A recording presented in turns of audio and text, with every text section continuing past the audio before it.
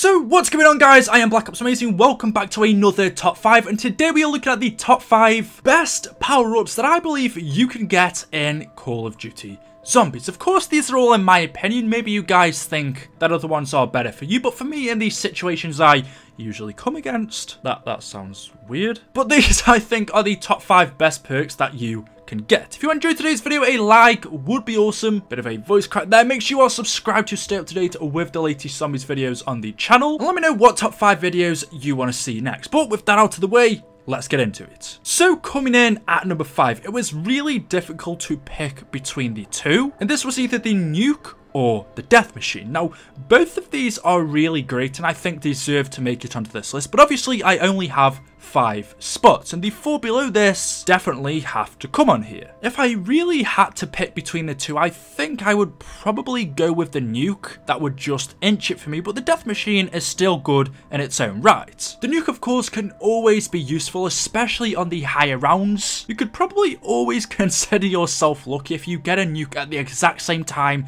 that one of your teammates goes down, because this, of course, can be a lifesaver. If a teammate goes down, simply get yourself the Nuke and you can quickly go and revive them, whereas if you get the Death Machine, if you're only playing 2-player, well, of course you can't revive them at the same time. But then again, there's always a situation where I don't want to Nuke. Maybe I'm saving a crawler, or I just want to get more points, whereas the Nuke only gives you, I believe it's 400, which isn't many for the amount of zombies it can kill. Like I said, again, the Death Machine is always helpful. I don't think there's ever a situation where I really don't want it, simply because of the power it has, the amount of zombies you can kill in a short amount of time. They're both always really useful perks, so for that reason I don't know which one to put in at number 5. Let me know in the comment section below which one you would pick. Coming in at number 4 is double points. Double points is always useful. Well, actually, no, I take that back. Double points isn't really useful on the high rounds. I was initially going to leave it off this list for that reason. On the higher rounds, simply you don't need a double points. When you've got 20,000 points, you have all of the weapons you want, all of the perks, your weapons packed.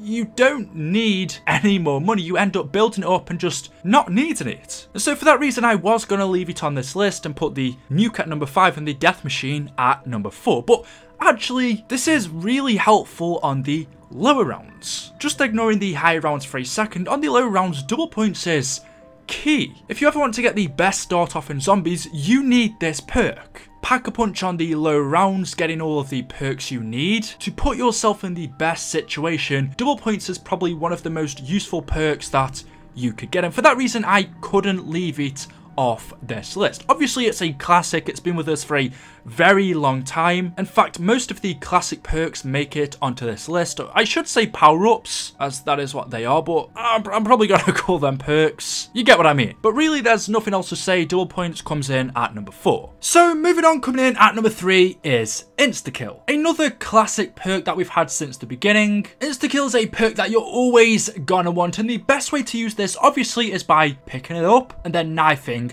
the zombies to maximize your points. But if you're struggling, if you're low on ammo, if you need to revive someone, this perk always comes in handy, and is in general just one of the best perks we can have in zombies. We know that it's returning in World War II in a different style. It came in Infinite Warfare Zombies, and in Black Ops 3, well, I don't really need to say much else. It comes in at number 3. Coming in at number 2 is a perk that maybe some of you have never heard of, and this is Bonfire Sale. Now, a reason why you may never have heard of this is because it was only available on the map 5. But basically what this does is reduces the price of the Pack-a-Punch machine from 5,000 points to 1,000 points. Not only that, but on 5, it links all of the teleporters to the Pack-a-Punch machine room, regardless of which DEFCON level you are on. So it's really useful, especially for the map 5. But if we had this on other maps, Kino der Toten, Call of the Dead, Shangri-La, Moon, even other ones, just imagine getting the Pack-a-Punch machine for 1,000 points. It really does make a difference, because in zombies, there is a massive gap between 1,000 points and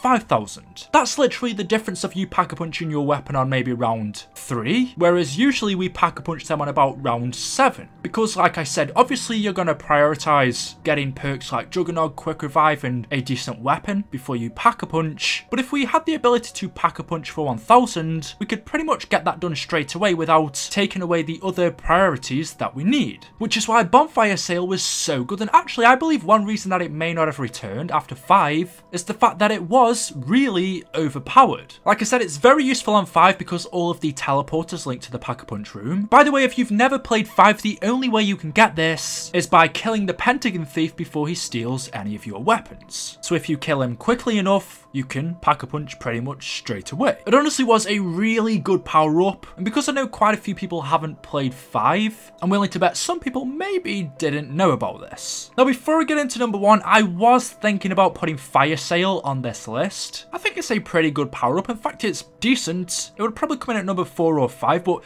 I just can't take any of these other power-ups off to replace them with Fire Sale. So it is really good, but it's hard to justify which perk I would have to take off. I don't know, you guys can let me know what you think in the comments section below. But getting into number 1, if this isn't your number 1, the amount of times that this has helped me in any situation, if you're ever going to reach high rounds in zombies, you need this to help you out, and it is max ammo. We all know we've been on round 25, round 30, we are about to run out of ammo, and all we are saying is, when the hell is the dog round gonna come? I kind of messed that one up. When is the boss round? Where's the max ammo? I haven't had a max ammo in ages, the game's broke. But we all want the max ammo, it really helps out, and without it, we'd get nowhere. I mean, you can't buy ammo for a ray gun, for a wonder weapon, and so you count on this perk, on this power up, to get you to those higher rounds. Without it, we'd get nowhere. So we've got to take our hats off to max ammo. Give it a good applause. Yeah, well done. You made it on. Yeah, you made it onto this insignificant list. Well done. Okay. Anyway, those are my top 5 power-ups in zombies. I know I called them perks, but let me know what you guys think down in the comment section below. Hopefully you have enjoyed today's video. If you have, a like rating would be very much appreciated. Make sure you are subscribed to stay up to date with the latest zombies content on the channel. Also click the bell notification icon. But with that out of the way, I'll see you guys in the next video. Thank you and goodbye.